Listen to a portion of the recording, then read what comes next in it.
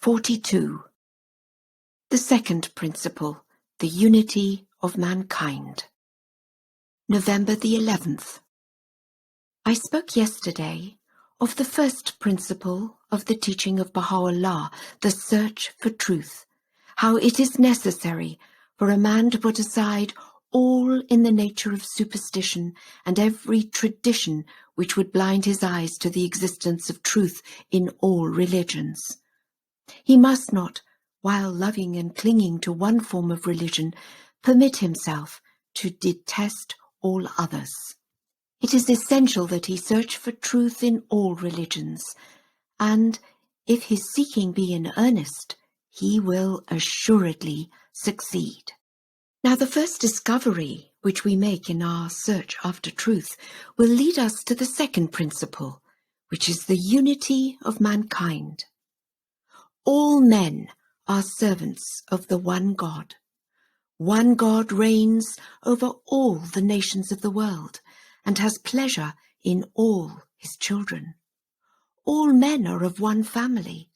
The crown of humanity rests on the head of every human being. In the eyes of the Creator, all his children are equal. His goodness is poured forth on all. He does not favor this nation or that nation. All alike are his creatures. This being so, why should we make divisions, separating one race from another? Why should we create barriers of superstition and tradition, bringing discord and hatred among the people? The only difference between members of the human family is that of degree. Some are like children who are ignorant and must be educated until they arrive at maturity. Some are like the sick and must be treated with tenderness and care. None are bad or evil. We must not be repelled by these poor children. We must treat them with great kindness, teaching the ignorant and tenderly nursing the sick. Consider, unity is necessary to existence. Love is the very cause of life. On the other hand, separation brings death.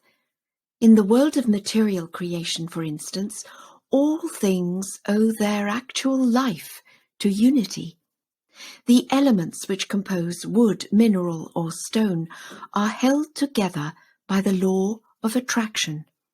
If this law should cease for one moment to operate, these elements would not hold together, they would fall apart, and the object would in that particular form cease to exist.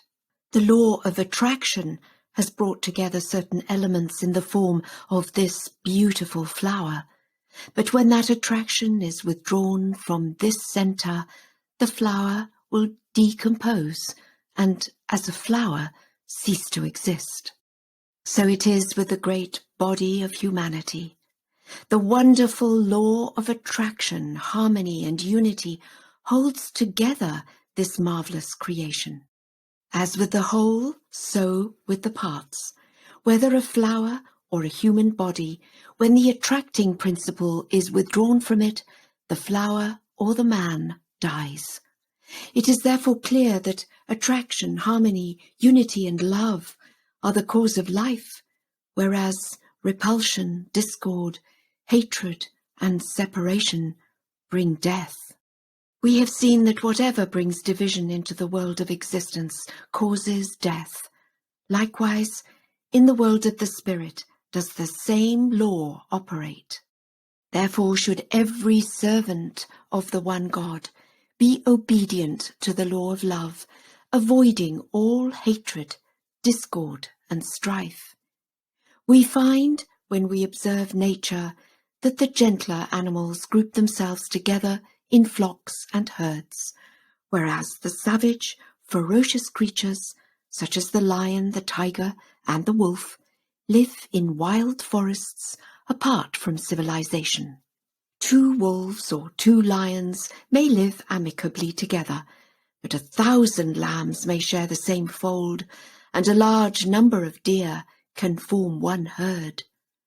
2 eagles can dwell in the same place, but 1,000 doves can gather into one habitation. Man should at least be numbered among the gentler animals, but when he becomes ferocious, he is more cruel and malicious than the most savage of the animal creation. Now Baha'u'llah has proclaimed the unity of the world of mankind. All peoples and nations are of one family, the children of one father, and should be to one another as brothers and sisters. I hope that you will endeavor in your lives to show forth and spread this teaching. Baha'u'llah said that we should love even our enemies and be to them as friends. If all men were obedient to this principle, the greatest unity and understanding would be established in the hearts of mankind.